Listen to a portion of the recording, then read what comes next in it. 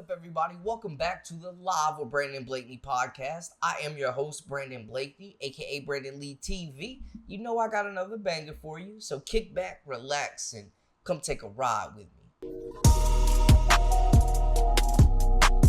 You are now locked into the Live with Brandon Blakeney podcast. Here is your host, Brandon Blakeney.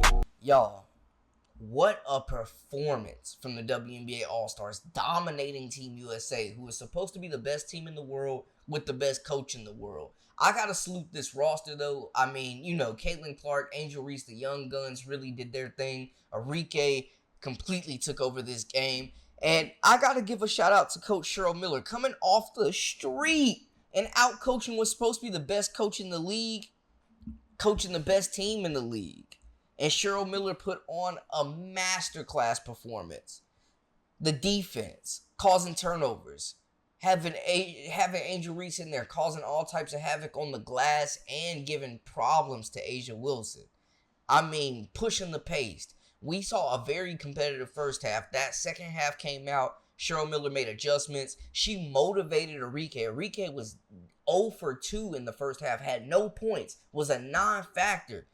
Cheryl Miller gets in her ear. She comes out and breaks the scoring record in one half with 34 points to win this game.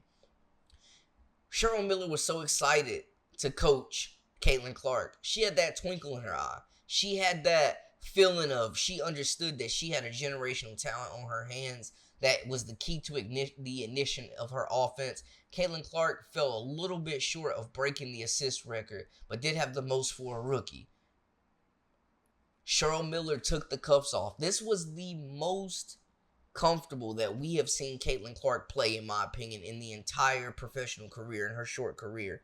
The cuffs were off. The shackles were off. She was out there playing young, wild, and free, pushing the pace, throwing all types of dimes out there. She got Kelsey Mitchell involved. Was out there hooping. Kelsey Mitchell came up with some big buckets. Cheryl Miller knew when to inject her off the bench. And that's what I'm saying, man. Kelsey Mitchell off the bench is immediate offense. She put her in position to succeed, to get her shots. The rotations were good. And Cheryl Miller deserves some praise, man. She came off the street, has not coached in years. And came in and got the best out of this group, man. That's the best we've seen. I think she had that big three trio of Aaliyah Boston, who had a quiet game, didn't play a whole lot of minutes. But we saw what Boston, Clark, and Mitchell look like with an actual real coach. Because y'all know I have been super critical of Christie sides, and I feel like she's been out-coached in several losses, especially against the Chicago Sky that last time they matched up. Imagine Caitlin with a coach like Cheryl Miller who understands her capability, who understands how to put her in position to succeed, to motivate her, to get the best out of her, that has the same level of basketball IQ that Caitlin does, that can see the game the way Caitlin does. I mean, we saw what it looked like on full display, and it was an assist exhibition. Cheryl Miller, it's a travesty. It's a travesty that she is not coaching in the WNBA. I'm telling you right now, the Fever would be a top 5 team at this moment, locked in for the playoffs. I know they're still, climbing in the ranks at 7th place right now, still in playoff position, but I would say they would have at least 4 more wins with Cheryl Miller, a competent coach who's competent enough to draw up strategy, that understands the X and O's, that understands what it's like to be on the court and be in the zone and not sub a streaky shooter out when she's building that momentum. To play the best player and not be blinded by loyalty with Christie Wallace starting games. It was the worst starter in the league. She's one of the worst guards in the league. I can't believe they cut Celeste Taylor over her. The organization within the Indiana Fever, the leadership has been lacking. Cheryl Miller would solve that. She would be that voice in the locker room, that steady presence for this young team. They don't have that right now. That's why they're desperately searching for a veteran. It starts up top. Christie Wallace is not a leader. I don't think she is a respected voice in this locker room. I don't think she is the long-term answer for this group. And I'm wondering how much of Caitlin's first 4 years in the league are they going to waste on a coach who is obviously not the long-term answer. The best thing Coach Size does is stay out the way and let the players play. I will say she has done just enough to keep her job. She put on an exceptional coaching performance that game against the New York Liberty, and then they dropped right back to where they was, losing to a team they had no business losing to with the Wings. Christie Wallace makes no in-game adjustments. She makes no switches. The rotations have been terrible. And we see it. Every time they have a lead, she subs in Erica Wheeler, one of the worst players plus minus in the league, hands down, brings nothing to the table, getting paid a crazy amount of money, should be indicted on robbery.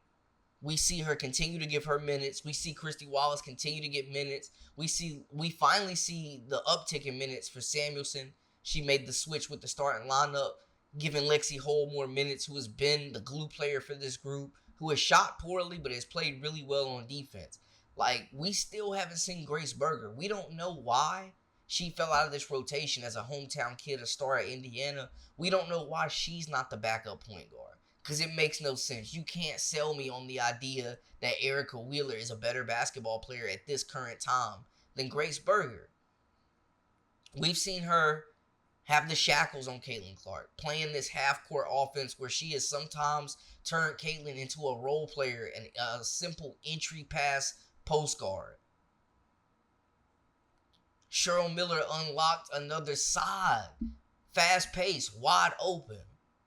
You heard her in the huddle motivating this team, making adjustments, playing great rotations, finding players that complement each other on the court. We still haven't even seen the Fever's starting five, like the best five. We haven't seen their best rotations. We haven't seen them truly excel. And I think it shows, man. It's the leadership. We've seen this toxic environment where it feels like Caitlin Clark has been frozen out by teammates at times. We've seen just the suspect substitutions to the point where it feels like self-sabotage. Cheryl Miller, I feel like it should have been extra incentive in this game that Cheryl Miller, if she wins and they knock off Team USA WNBA All-Star, Cheryl Miller should be able to coach this team for the Indiana Fever. I mean, it would be a major upgrade because Christie Sides is stalling the development. She was given the keys to a Ferrari and they told her not to crash it, and she's crashed it a couple times already. This team will not reach their max trajectory, their max potential under Christie Sides. They need to make roster moves as well. We know that. Wheeler needs to get out of there. Wallace needs to get out of there. Melissa Smith, you need to get something for her. It feels like she doesn't want to be there. They don't have the roster they need right now, and they don't have the coach they need right now. And that's the thing. You see what the Chicago Sky are doing with Teaspoon. They got a lot of egos, a lot of young players, and she has been a leader in that locker room, a respected voice. She's put her players in position to succeed, played to their strengths, and that's why it feels like the Chicago Sky are in a better position right now as far as just being stable with the leadership there and having that championship pedigree. The Fever have been a doormat in the league for several years, and it starts up top with the leadership. Christie Sides, a lot of people wanted her gone at the break. She's done enough to keep her job. I don't think they let her go if they make the playoffs, but a change needs to be made. A change needs to be made immediately because she has been abysmal. The decision-making makes no sense, and anytime she's asked about it, it's a coaching decision.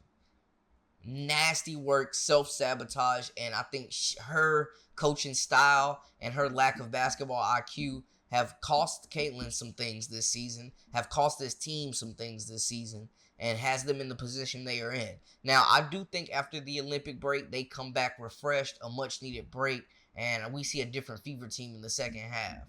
But they're going to either sink or swim. And Caitlin's going to be a big part of that. Aaliyah Boston, Kelsey Mitchell, that big three, whatever offseason moves they make, whatever moves they make at the trade deadline, whatever moves they make in the draft needs to be geared towards building around this big three. But make no mistake about it, Christie Sides is not the answer. Bring in Cheryl Miller.